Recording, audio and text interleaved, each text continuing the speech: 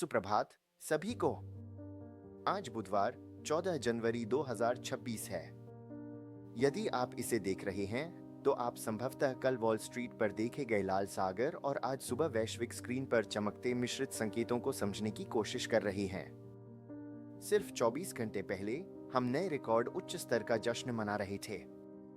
आज हम महंगाई के डेटा, बैंकों की आय की कठिन शुरुआत और कुछ आक्रामक राजनीतिक बयानबाजी का जटिल मिश्रण पचा रहे हैं, जिसने भुगतान और ऊर्जा क्षेत्रों में हलचल मचा दी।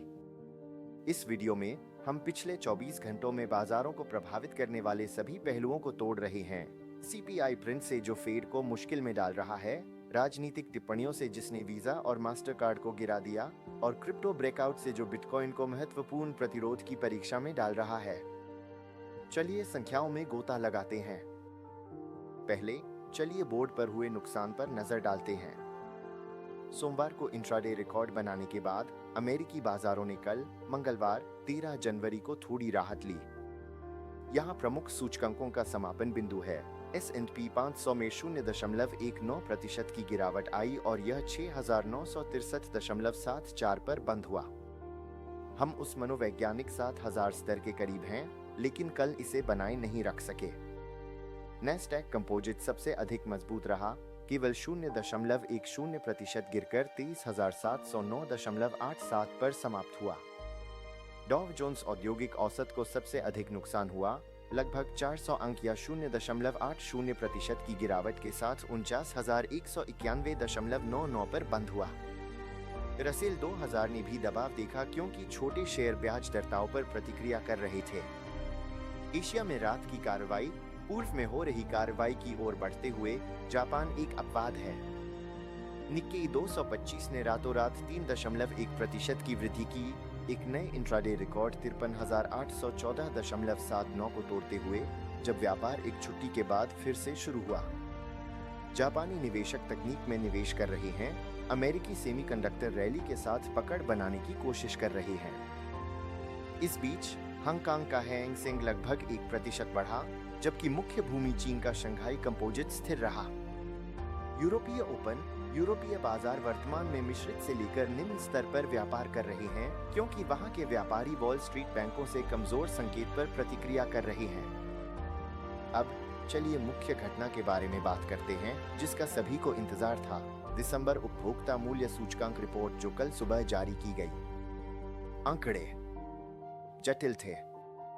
मुख्य सीपीआई साल दर साल 2.7% बढ़ा, जो अर्थशास्त्रियों की अपेक्षाओं के बिल्कुल अनुरूप था। कोर सीपीआई, जो अस्थिर खाद्य और ऊर्जा को बाहर करता है, 2.6% पर आया।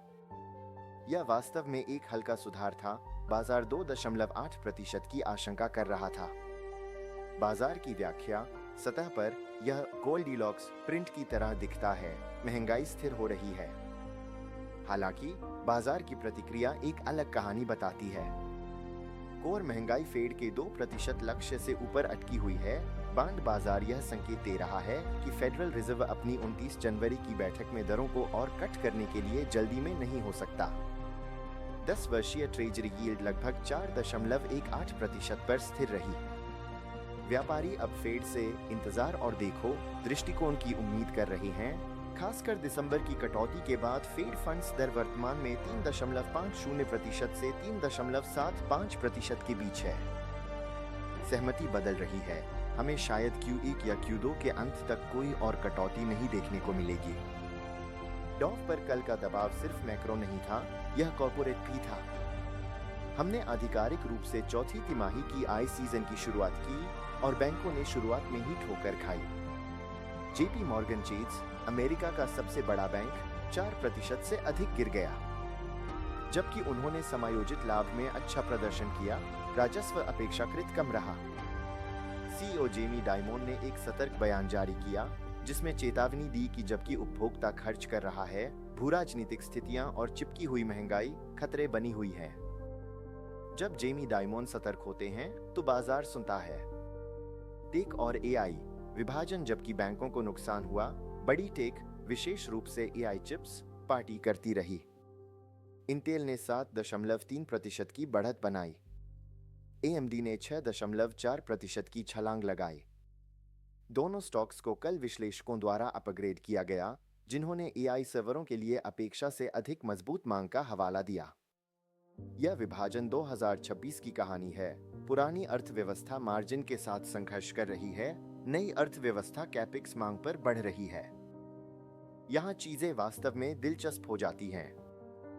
राजनीति ने कल की कीमतों की गतिविधि में एक बड़ा भूमिका निभाई, विशेष रूप से राष्ट्रपति डोनाल्ड ट्रंप से आने वाली टिप्पणियों ने। एक क्रेडिट कार्ड के बमबारी सप्ताहांत में राष्ट्रपति ट्रंप ने क्रेडिट कार्ड ब्याज दरों को 10% पर सीमित करने की नीति का सुझाव दिया। कल बाजार की भुगतान प्रोसेसर के लिए हिंसक थी। वीजा 4.5% गिर गया।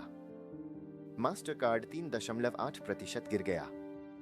जेमी डिमन ने अपनी आई कॉल में इस पर स्पष्ट रूप से प्रतिक्रिया दी, स्टेटिंग कि ऐसी सीमा उद्योग को नुकसान पहुंचाएगी और उपभोक्ता खर्च को कम करेगी। यह एक विकासशील विधायी लड़ाई है जिसे आपको ध्यान से देखना चाहिए। भू राजनीति और तेल। हमने तेल की कीमतों में भी वृद्धि देखी। ब्रेंट क्रूड $64 के ऊपर वापस चला गया और WTI 2.5% बढ़कर $61 प्रति बैरल हो गया। क्यों? राष्ट्रपति ट्रंप ने कल कहा कि जो भी देश ईरान के साथ व्यापार करेगा उसे 25% अमेरिकी टैरिफ का सामना करना पड़ेगा। मध्य पूर्व में यह नवीनीकरण तनाव ऊर्जा बाजारों में फिर से प्रीमियम डाल रहा है, जैसे कि हमें लगा था कि आपूर्ति स्थिर हो रही है। 3 पॉवेल जांच। और हम कमरे में हाथी को नजरअंदाज नहीं कर सकते। इस सप्ताह की शुरुआत में फेड चेयर जेरोम पॉवेल की न्याय विभाग की जांच की खबर आई, जबकि बाजार ने सोमवार को इसे बड़े पैमाने पर नजरअंदाज कर दिया और रिकॉर्ड ऊंचाई पर पहुंच गया। यह संस्थागत अनिश्चितता की एक परत जोड़ता है। फेड की स्वतंत्रता जांच के दायरे में है और एक साल में जहां दर नीति नाजुक है, यह एक प्रमुख जोखिम कारक है। डिजिटल संपत्तियों की ओर रुख करते हुए क्रिप्टो शेयर बाजार की मंदी को नजरअंदाज कर रहा है। बिटकॉइन वर्तमान में $92,000 से $93,500 के बीच कारोबार कर रहा है, जो पिछले 24 घंटों में लगभग 1.7% बढ़ा है। चार्ट बेहद बुलिश नजर आ रहा है, जो उस मनोवैज्ञानिक 6 अंकड़ा मार्क के ठीक नीचे समेकित हो रहा है। रैली का कारण क्या है? 2 मुख्य कारक। क्लैरिटी अधिनियम। सीनेट बैंकिंग समिति ने इस नए बिल का पाठ जारी किया है, जो गैर निगरानी डेवलपर्स को धन ट्रांसमीटर नियमों से बचाने का वादा करता है। बाजार इसे DFE नवाचार के लिए एक बड़ा जीत मानता है। रोटेशन। बैंकों के ठोकर खाने के साथ हम हार्ड मनी संपत्तियों में पूंजी की वापसी देख रहे हैं। ऑल्टकॉइन। यह केवल बिटकॉइन नहीं था। देश 55% बढ़ा और मोनेरो 20% बढ़ा, जो नियामक चर्चा के बीच प्राइवेसी कॉइन्स में नवीनीकरण की रुचि का संकेत देता है। स्पॉट एथेरियम ETF में स्थिर प्रवाह देखे जा रहे हैं, हालांकि ETH थोड़ी गति में BTC से पीछे है। हम समापन करने से पहले वस्तुओं पर एक त्वरित नजर डालते हैं। सोना अपने रिकॉर्ड उच्च $4,644 प्रति औंस से थोड़ा पीछे हट गया है और लगभग $4,590 प्रति औंस पर कारोबार कर रहा है। यह एक ब्रेक ले रहा है, लेकिन अभी भी उस भू-राजनीतिक तनाव के खिलाफ अंतिम सुरक्षा बना हुआ है, जिसके बारे में हमने अभी चर्चा की। चांदी ने बेहतर प्रदर्शन किया, 1.6% बढ़कर $86 प्रति औंस से अधिक हो गई, नए सर्वकालिक उच्च स्तर पर पहुंच गई। तो आज 14 जनवरी के लिए टेक अवे क्या है? बाजार एक खींचतान में है। एक तरफ आपके पास AI सुपर साइकिल है जो नस्ताक को बनाए रखे हुए है। दूसरी तरफ आपके पास राजनीतिक जोखिम और आय की वास्तविकता है जो डो पर दबाव बना रही है। कार्यान्वयन योग्य अगला कदम। इस सप्ताह बाद में आने वाले उत्पादक मूल्य सूचकांक डेटा पर नजर रखें। यदि थोक महंगाई उपभोक्ता महंगाई से अधिक आती है, तो यह कॉर्पोरेट मार्जिन को और संकुचित कर सकती है, परिपूर्णता के लिए मूल्यवान शेयरों के लिए बुरी खबर। इसके अलावा SP 500 पर 6,950 स्तर पर ध्यान दें।